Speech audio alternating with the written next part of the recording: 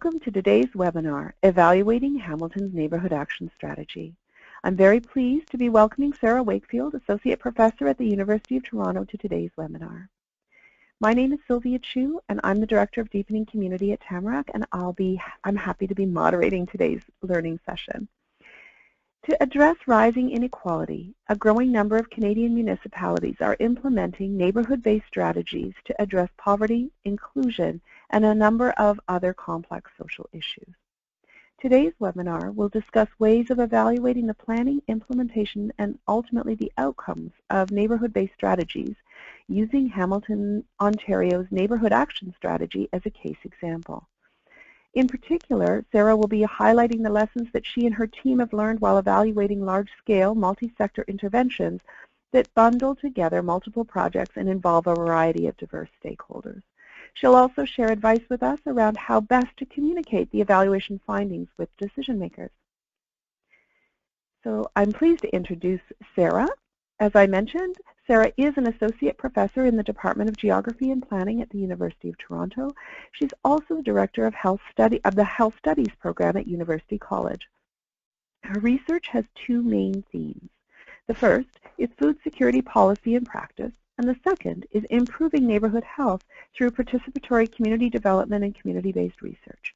These areas are connected by an overarching interest in understanding how individuals and organizations work together to create just, healthy, and sustainable communities.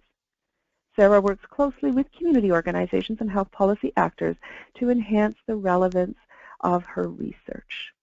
Welcome, Sarah. Thank you so much for taking the time to join us today.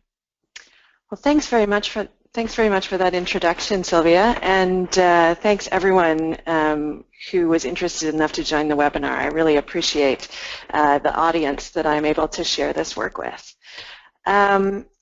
Before I get started, I just want to do a couple of things. One is to recognize that this work that I'm going to be speaking about is the product of a lot of different actors in a number of different organizations, specifically researchers at the University of Toronto, at McMaster University, in the Social Planning and Research Council of Hamilton, and then our key stakeholders in the City of Hamilton and the Hamilton Community Foundation.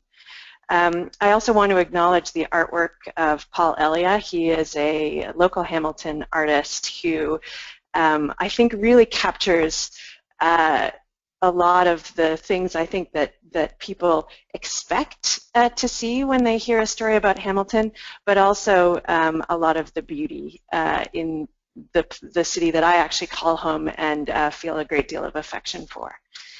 So if we can move on to the next slide. So what I'm going to do today, I don't have a lot of time to go into each of the elements of this. I could probably take about 5 hours of your time to talk about it.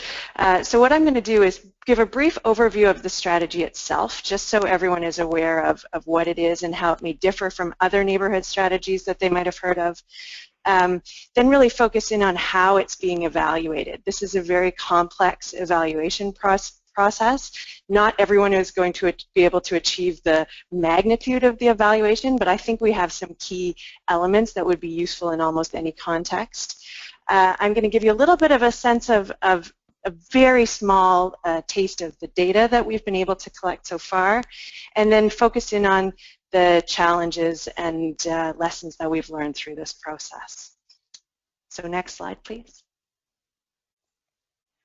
So where this work has really come from is the City of Hamilton has had a long-standing engagement with community planning and community development activities, particularly through the Hamilton Community Foundation, which since about the early 2000s has been involved in developing what they were calling at that time neighborhood hubs, which were really centers designed to be centers of activity that drew in a number of different kinds of partners working in communities, particularly residents, but also social service agencies and other actors, to talk about things that are going on in the neighborhoods and to try and improve them.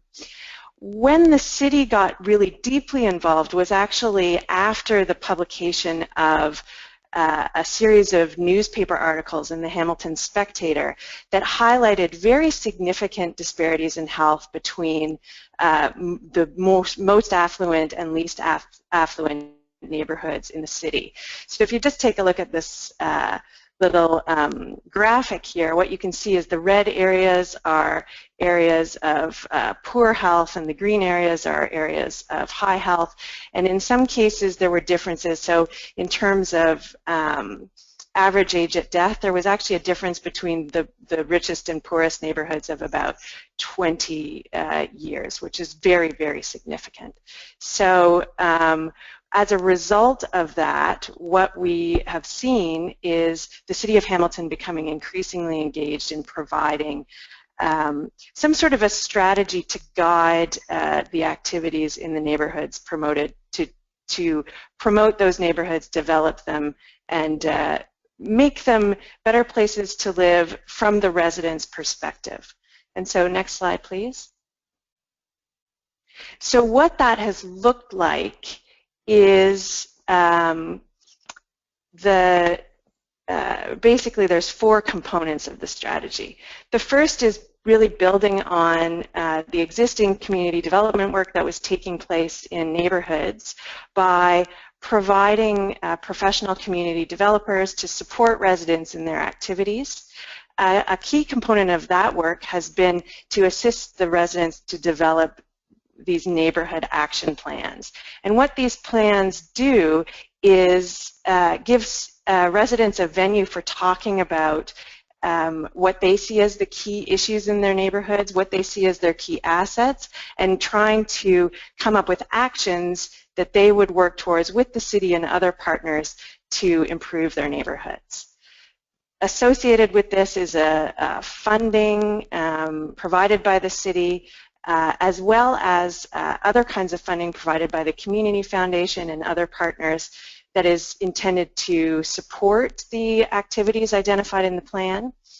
And then finally, there's a very strong focus on partnership. So while the city has taken a lead in developing this strategy, the idea is that other partners bring unique assets to the table, and that includes residents. And so everyone is really engaged in moving forward the various actions that have been identified in the plan. Next slide, please. So I don't know how familiar this audience is with the geography of Hamilton, but what this gives a sense of is the actual places where the neighborhood strategy is underway. And this really focuses on the downtown core of the city, although there's a few neighborhoods in the eastern part of the city that have also been identified, as well as one neighborhood which is actually up on the Niagara Escarpment. So for Hamilton people, that's up on the mountain. The mountain neighborhood, which is called Ralston, is a little bit different than some of the others, and you'll see that as we start to talk about some of the results. Next slide, please. So what have we actually done to try and evaluate this strategy? Well, there's really 2 major parts of this evaluation. One is focused on process, so what is actually happening in terms of the evaluation, or in terms of the project itself. And this may seem obvious, but actually this has been a major focus of our evaluation to date, in the sense that, you know, we definitely need to know what the outcomes are, but we also need to know how stakeholders are interpreting the strategy, the extent to which they're facing challenges in terms of implementing the strategy, and really understanding better what is facilitating or helping the strategy to be successful. And then in terms of outcome, of course, we want to see that the activities of the strategy are actually having an impact in the neighborhoods that are targeted. So in terms of the process side of the evaluation, there's been 2 key components of that.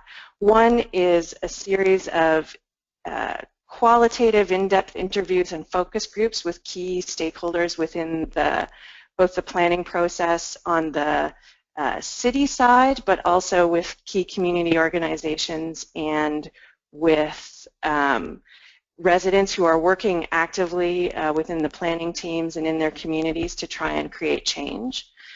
And then we've also been tracking the actions. So each plan, as I mentioned, identified a number of actions that the residents in that community really wanted to see happen. And so what we've been doing in partnership with the city is tracking how much progress has been made in those actions. And I'll show an example of what that looks like in a moment.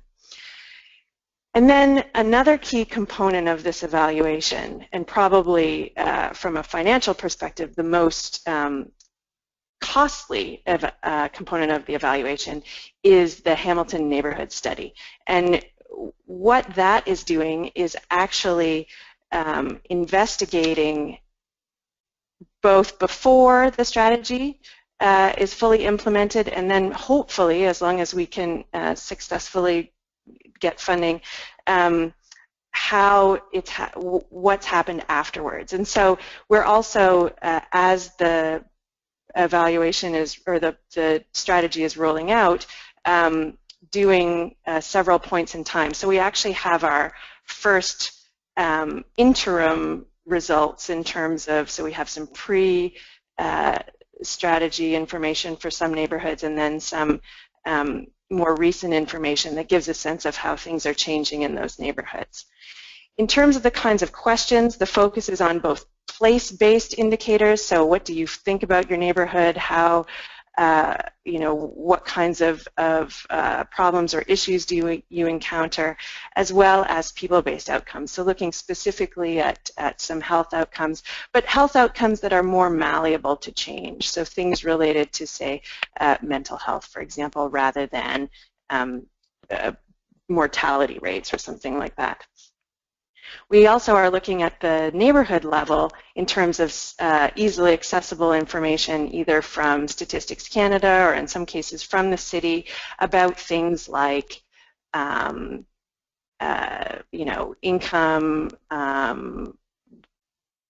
related to complaints about garbage, for example, some things related to policing. So there's some indicators that we can draw on there as well. Next slide, please. So this is just an example of some of the information that's coming out of the neighborhood survey.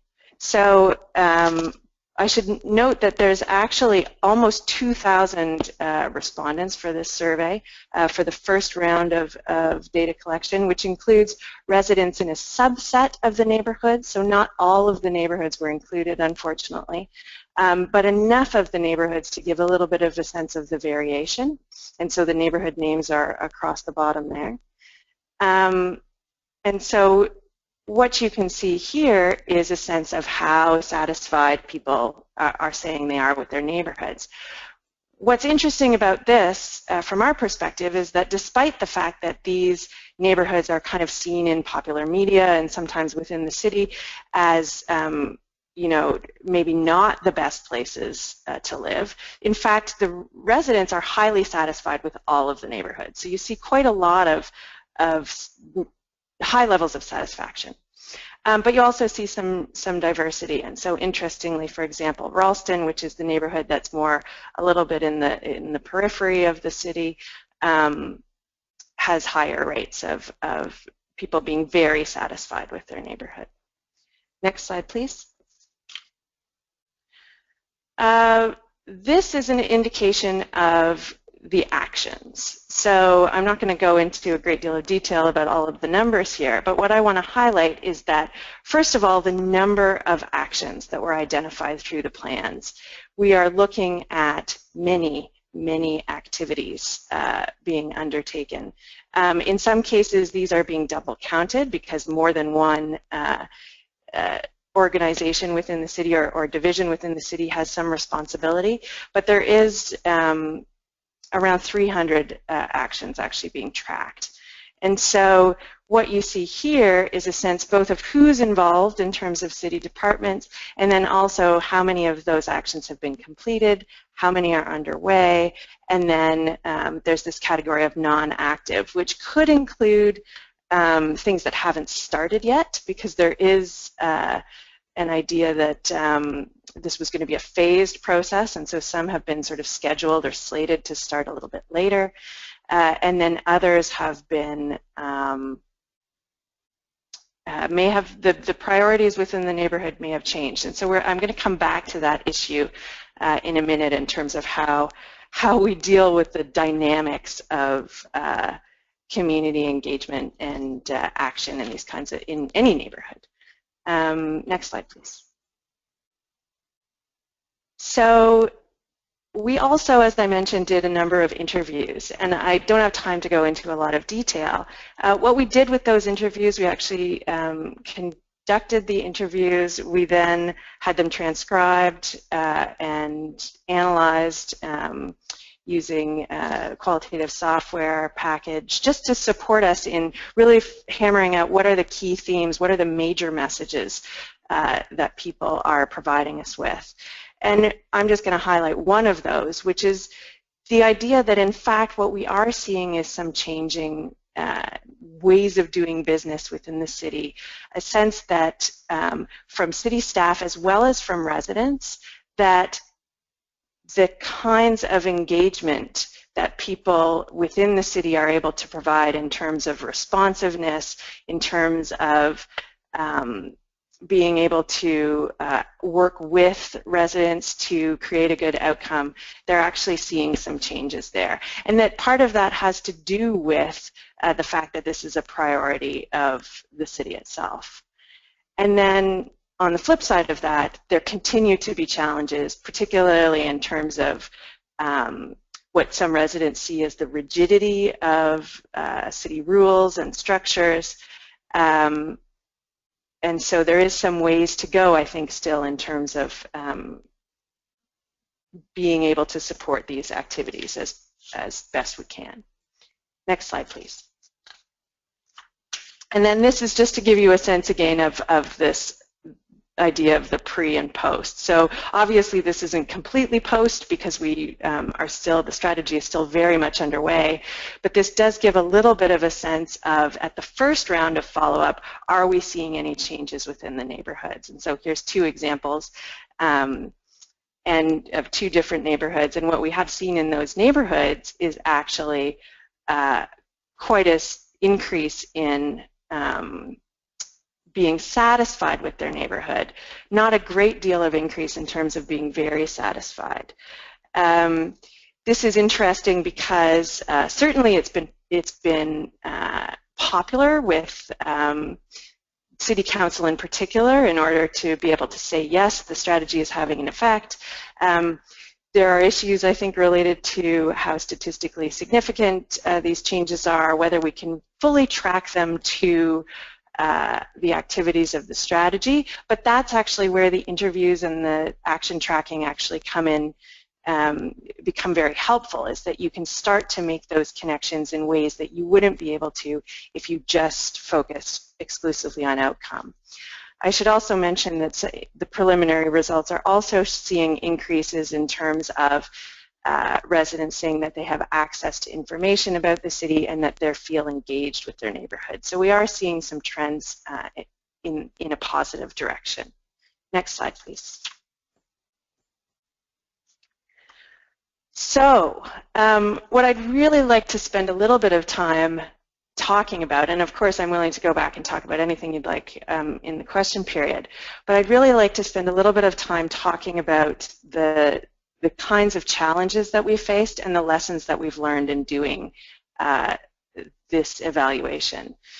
So in terms of challenges, I think one of the key ones, and you can probably get a sense of it even just in terms of the content of this presentation, is that this is a large project that has many, many stakeholders.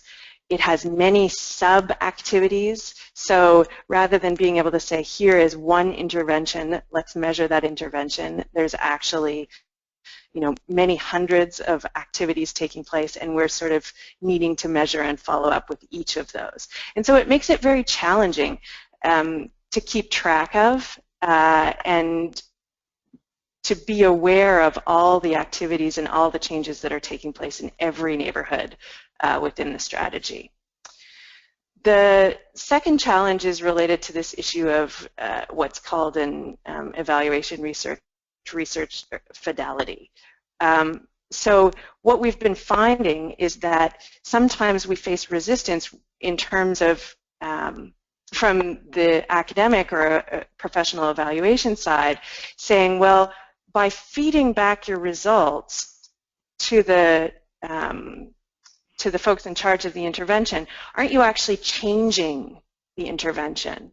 So if you tell, so one example might be that we found in our early rounds of interviews that there were some concerns being raised about the inclusiveness of some of the neighborhood projects, and so we fed that information back, and there were very significant efforts made to try and be more inclusive in a number of those activities. And so what we've done is we've actually changed the intervention. So we're no longer just measuring what's happening, but we're actively participating in it and changing it. And from our perspective, that's actually been really important in making this research relevant and in making it useful to both communities and to our partners, and like the city and the Hamilton Community Foundation. Another component of that is that, in fact, even without us feeding our results back, what is important in the neighborhoods changes as time goes on. And so the membership of the community planning teams may change, new actors may come on board, particularly as a result of outreach and inclusion activities, so that people come into the neighborhood meetings and say, I've got this great idea, we need to do this thing. And so all of a sudden the actions change. And so being flexible and responsive to that evolution is really important. And creating a strategy itself that can respond. Planning processes tend to have a timeline that is a little bit longer. You create your report, and then you work on it for quite some time, and then eventually you create a new report. In this case, we've needed to learn to be a little bit more dynamic and a little bit quicker to evolve, and it's been tough. Our next challenge, I guess, has been in finding the balance between operating as arm's length evaluators, certainly from being from a university environment. That is the focus of our research. We aren't actively contracted by the city or by our partners to do this research for the most part. We've actually been successful in generating funding, research funding to do this work. But at the same time, we need to be tightly connected with our partners in order for the research to be used and to be useful. And so finding a balance there has been a focus of our work, and has been an interesting and important tension, I think, that we've been able to negotiate, but we shouldn't pretend that it's not there. We've also really had to focus on building support for evaluation among different kinds of stakeholders. That includes residents who sometimes may not see that there's a need for this kind of what can sometimes seem like surveillance of their activities if it's not presented properly or really seen as useful by them. And then also other kinds of decision makers who may or may not sort of see the value of evaluation as part of, especially if that evaluation has some cost associated with it. It's been really important to say, no, you need to do this because this is going to help you to do a better job in the long run. And then finally, just one of the key focuses of this project has been on health. So that initially the impetus behind it was to say, what are the health outcomes? How can we reduce the inequalities in mortality and morbidity across neighborhoods? And one of our challenges has been to say, that is going to be a very, very, very long-term project in terms of seeing changes in those outcomes. and also that it will be very difficult to trace back, even more difficult than some of these other interim outcomes, to trace back to the activities of the neighborhood strategy. So raising awareness about what are reasonable things to measure in the context of a project like this. Next slide, please. So what have we learned from this process? And we've learned some, I think, some things that we maybe expected, and then some things that we really didn't expect. And so one of the things that I think we didn't expect was how useful data collection, and particularly the door-to-door component of the survey, can be as a mechanism for community engagement. So that initially, the researchers who were going door-to-door were getting a lot of questions that they actually couldn't answer about the strategy. What is this thing? How do I get involved? How can I participate more? And so they actually started carrying materials about the strategy itself and using that as a point for engaging residents, because residents were really interested and wanted to know more. Another thing that we found is that the act of evaluating, and this is not necessarily a huge surprise, I mean, we've heard about performance bias and we know that it exists, but the fact that when we undertake these evaluations and we ask people to track their progress on actions, that actually in itself stimulates action.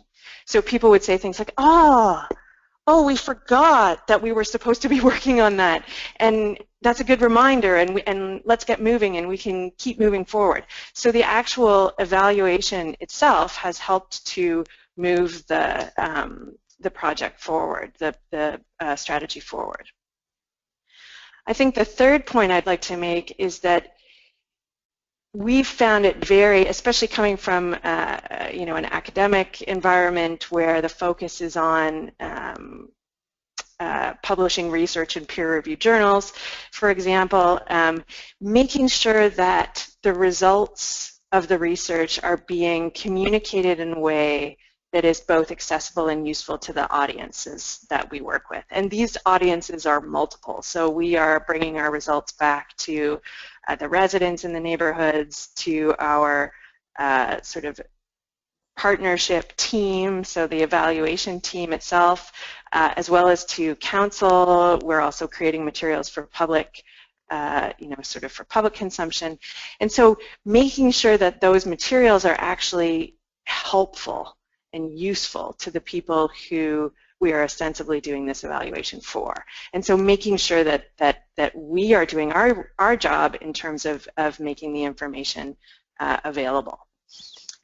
And then finally, I think it's very important. We know that many other communities are beginning to think about these strategies if they haven't already got some in place.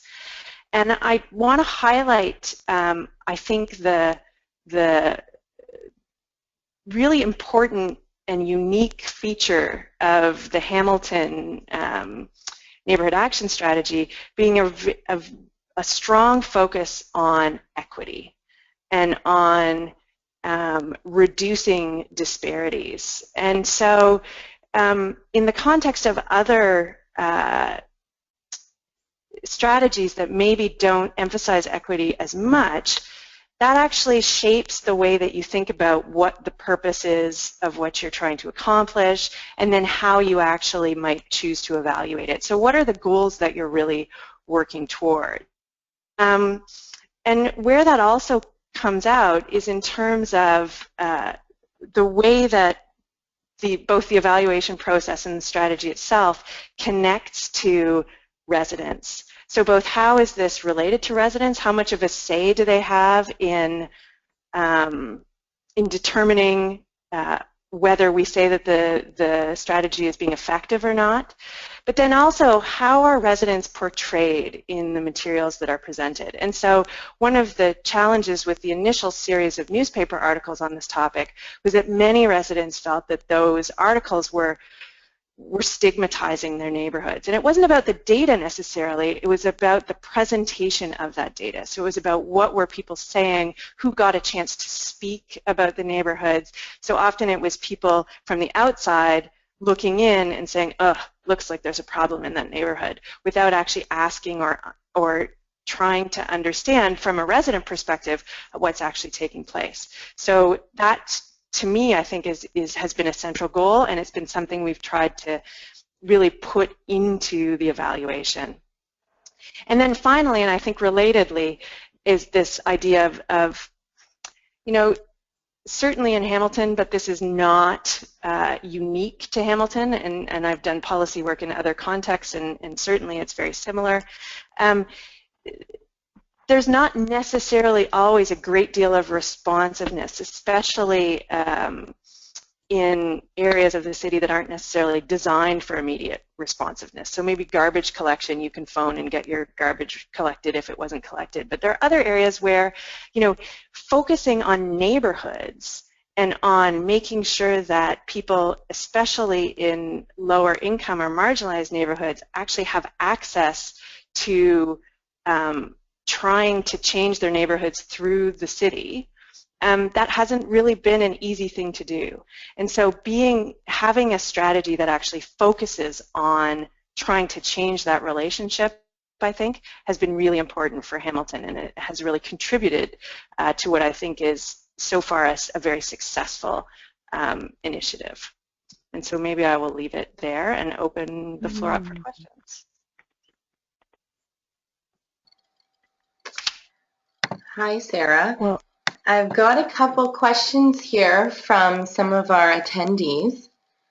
So our first question is from Stephen Lynn, and Stephen's asking, he says, I'm wondering if part of the evaluation is looking at the perception of the neighborhoods pre and post in the media and social media. That is a very interesting question. So we haven't so far been looking at the perception of the neighborhoods from outside the neighborhoods themselves. So certainly there is a section of the survey where residents are asked about their perceptions and in a variety of areas.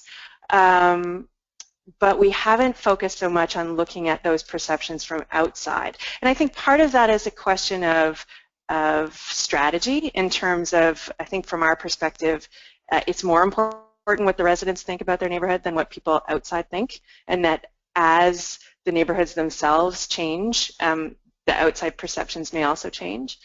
But having said that, we have done some work that isn't necessarily completely part of the evaluation strategy, but looking at what kind of the stereotypes are of these neighborhoods, and how kind of where those come from in terms of particularly policymakers and media actors' choices in the way that they represent those neighborhoods. And I think it's actually a great idea for us to maybe follow that work with looking at some of those issues maybe in a few more years to see how much that's changed.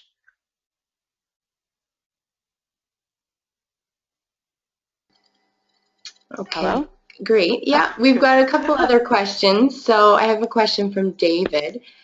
David's asking, based on the challenges, what is the next level of thinking you need to do? I think that, so that's an interesting question. I'm just thinking, maybe I'll speak to it in terms of evaluation specifically, because that's really the area that I'm most focused on. And then I think there are other areas where the strategy itself has been shifting and changing, and so I can speak to that also. But from an evaluation perspective, one of the things has been really making the choice to say that this is a developmental evaluation. We anticipate that our work will be used to enhance the strategy, and that's part of why we're doing this work. And so to really make that, to communicate that clearly to other evaluators so that they understand what our strategy is and why we're undertaking it. I think we've been quite successful actually in communicating the importance of evaluation. We actually just recently had a annual presentation to City Council, and the feedback was very, very positive, which we weren't really expecting because we were a little concerned that there might be more negative feedback about the evaluation, because based on several years ago, there being quite a lot of debate about, you know, is it even worth doing this kind of evaluation? What is it even for? But it was very positive, and I think that's partially because of both the results that we're finding and the usefulness of the data that we're gathering, and also our efforts in communicating and sharing the purpose of the evaluation and what we think might come out of it. In terms of the strategy itself, I think where things are being taken to the next level is really in terms of continuing community engagement and really trying to enhance the extent to which the planning teams and the activities of the strategy are representative of the broad range of residents in particular neighborhoods. And then also in terms of creating a dynamic process. So trying to find ways to incorporate these new emerging actions into the strategies, which, you know, there is a report that says, you know, these are the actions of this neighborhood. So each neighborhood actually has a report, but then how do those reports get updated? How do we make sure that we're capturing the all the new and wonderful things that are happening as a result of the strategy? Are there other questions? Any other questions, Sienna? Yeah, there's a couple more coming through here. So we have a question from Eddie. Eddie's asking, were surveys administered to the people who work there, i.e. teachers, shopkeepers, rec center employees, but may not necessarily live in the neighborhood? Okay, interesting question. We did not survey those actors. So again, this was I think a choice to focus on the neighborhoods and on the residents and resident perceptions, as they are the ones who have the most to gain and lose, and you know, certainly business owners do as well, but with a sense that it was really the residents that we wanted to focus on. And again, partially because it's the residents who were experiencing the health consequences of that inequality. But that doesn't mean that they don't have a voice. And so where they have a voice within the strategy is in the context of the community planning teams. So while the planning teams are resident-led and resident-focused, many other actors, including businesses, social service agencies that provide services in the neighborhoods, other kinds of community partners also attend those meetings and have a say, therefore, in shaping both the actions that the neighborhoods are undertaking and also how those actions actually play out. So how are they undertaken? Okay, great, thanks. We have another question from Stephen. Stephen asks, how has the level of collaboration within the City of Hamilton interdepartmentally changed since its inception? Good question. A lot. But that's not a very how answer. That's more of a magnitude answer. And I should be clear too that while I do think a lot has changed in terms of interdepartmental collaboration, there's also people and sections or segments of divisions that are more engaged in the strategy, partially just because of the kind of work that they do, sometimes because of the leadership in those particular areas where you know, so I guess it's not like the uptake is consistent across every division in every unit of every division. There's a little bit of diversity, I guess, in the extent to which this has really become a focus.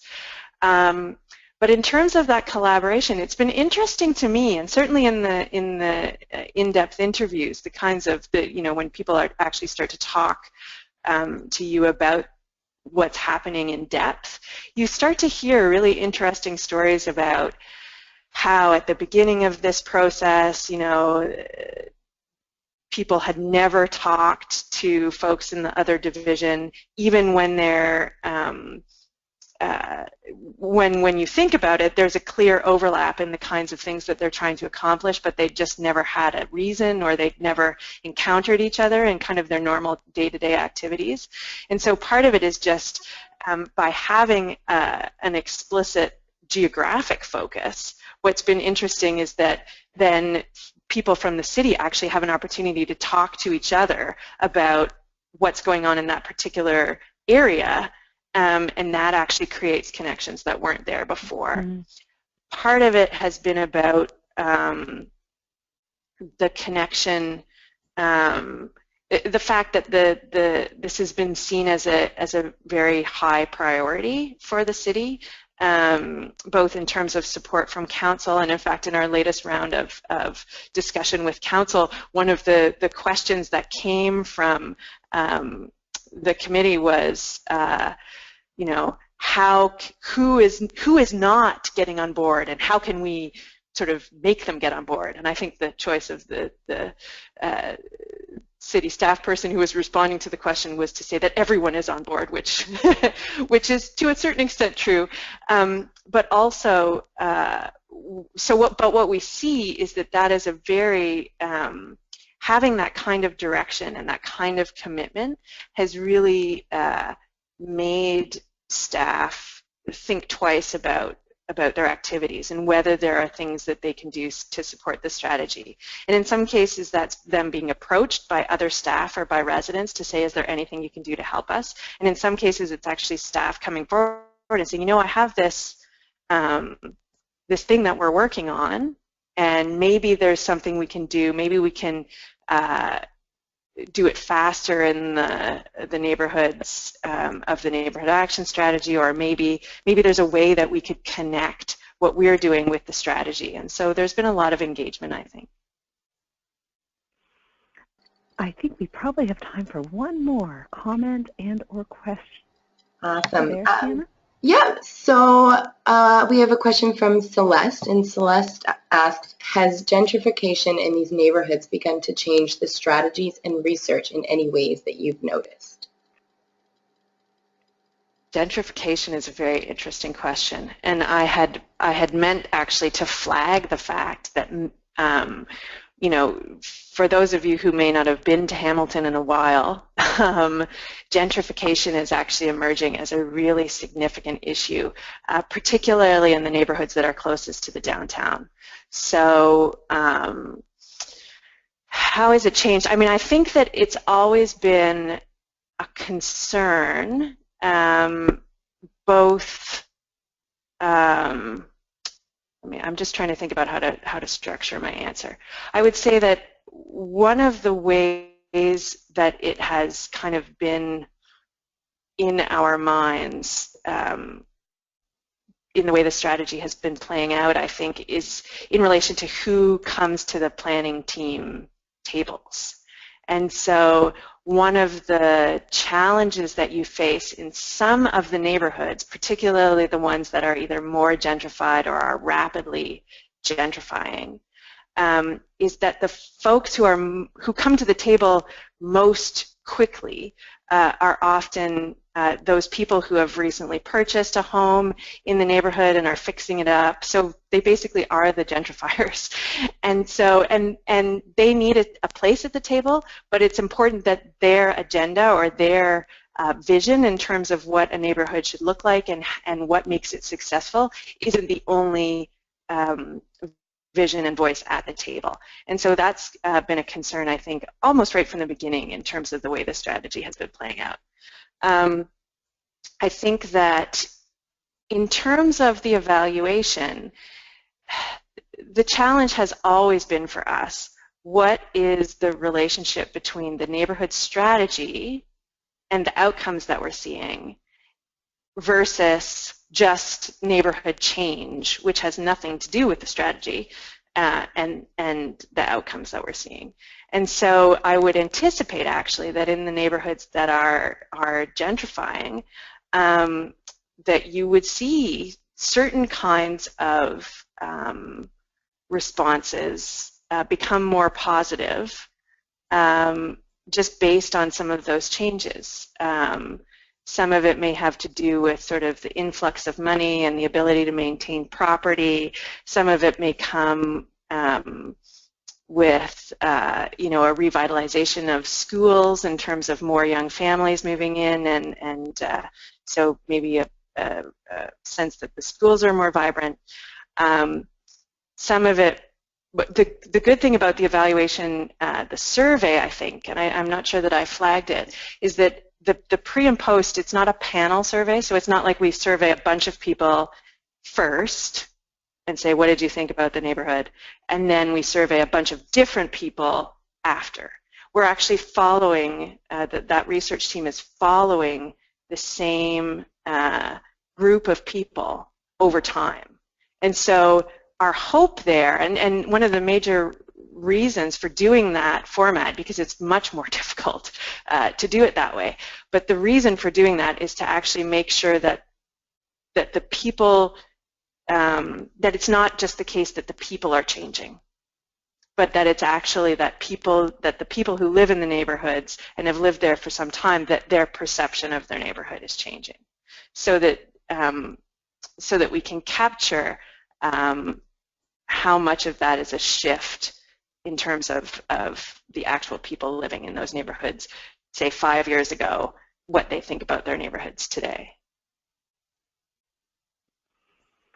You know, that's a fantastic kind of snapshot, and it makes me wonder, are you also tracking any of the neighborhoods in Hamilton where no work is going on, sort of, you know, because, you know, there's a broader environment within which each one of these neighborhoods is based, right? Mm-hmm. So do you have any sort of comparator neighborhoods where there isn't, that aren't currently implementing a neighborhood-based strategy? That are right. So the survey,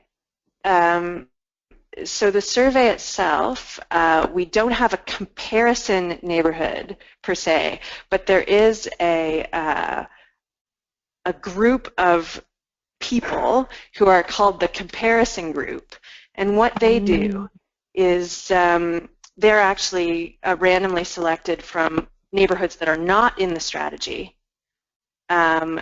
but that share some of the characteristics of those neighborhoods. So it's quite a complex calculation that is done. So they try to make sure that the people are similar, but they're not drawn from any one location. And that's also hopefully will help to mitigate any changes, because you could have a control neighborhood that goes through some kind of its own sort of change. I mean, I think there's also a lot of those outcome measures are very sensitive to just the environment, you know, things that are going on in terms of the economy, things that are going on in terms of broader social service provision. And so it is a little bit of a challenge, which is why I think the process evaluation component is so important, because people will always say, well, how much of this is due to the activities of the strategy and how much of it is due to these other things. And at least with a little bit of the process pieces and the action tracking, you can say, there's other ways that you can say that you've accomplished your goals in terms of the strategy. Wow. Sarah, I just want to thank you so very much for all the time that you've taken with us today. I think, you know, one of the things that I'm certainly taking away from your presentation. I can't believe that in the span of time that you've been able to kind of just give us a taste of the many facets and the complexity of this evaluation process. You know, how important it is that there's an education around what is evaluation and how it's used, and being so transparent about the tensions that you sit in as evaluators, because, you know, on the one hand, you are, through this, there's a hope that it demonstrates the impact and value of neighborhood-based strategies, and or at the same time, it's a critical and essential sort of feedback loop to the people in the communities around how their strategies are working and or how they may be adapted. So, you know, to be able to find that creative balance between those things is quite remarkable and inspiring, actually. And I think for me, the other big takeaway from this is the evidence of shifts in culture, right? That, you know, that you've been able to capture and highlight and represent. So it is changing. You know, there are changes in how people feel about the community, but it's also being able to identify that there are starting to be shifts in how people think about this work and about how to get things done is pretty phenomenal.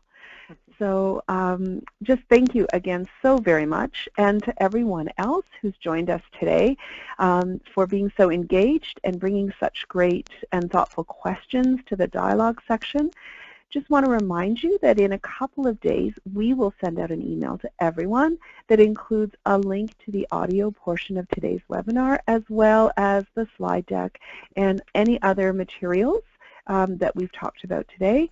And you can also go online at tamarackcommunity.ca and learn more about how you can join any one of our learning communities, and that's how you get notice about future upcoming webinars. Also want to highlight our next big face-to-face event. For those of you on the West Coast, we are coming to Vancouver, BC, February 9th to 11th on evaluating community impact. So if you're interested and intrigued by this whole notion of evaluation and how it can help support and drive community change, this is a workshop you'd probably want to be at. Also want to highlight a couple of others upcoming webinars. So on December 3rd, we are thrilled to be welcoming Karen Pittman, who many of you may recognize as a keynote from our 2015 Collective Impact Summit. The focus of this webinar is on the notion of youth readiness and how we mobilize for impact. And we're thrilled that Karen is to be interviewed by Alex Bazina, who's Ontario's Deputy Minister for Children and Youth Services. And he's really curious to kind of learn more about the work of the Forum for Youth Investment, which Karen helped to co-found, and also really explore collective impact and its opportunity to help youth-based activities create population-level change. And then also coming up on December 1st, we have the second installment of our Book in Our series with our thought leader, Alec Bansky, where he is interviewing Marion Thompson, a co-founder of La Leche League. And in his conversation with her, we'll start to uncover some of the key elements to effective social innovation. So if you're a change agent and someone working for and in community change, you'll certainly want to be part of that series. Finally, I just want to highlight that at Tamarack, our Deepening Community Learning community is partnering now with local communities who are interested in working together in partnership with us to conduct your own engagement initiative to deepen community in the place where you live. And if you'd like to know more about that, please contact me directly, Sylvia at tamarackcommunity.ca. So thanks everyone for a fantastic webinar, and have a lovely day.